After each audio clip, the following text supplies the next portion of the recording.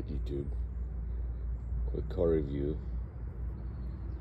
2004 Mini Cooper S John Cooper Works.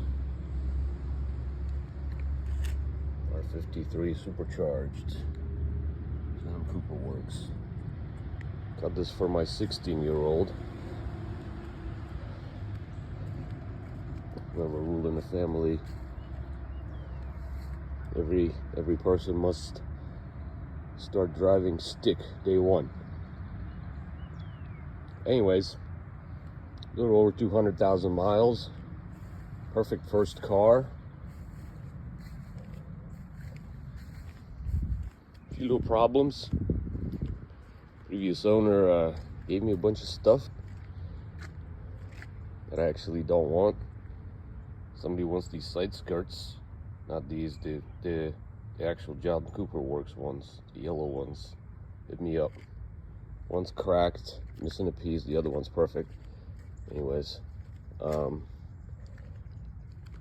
my son's in town right now from college, and he drove it, and battery lights started coming on, so the alternator's dying. Next video, I'll do a quick test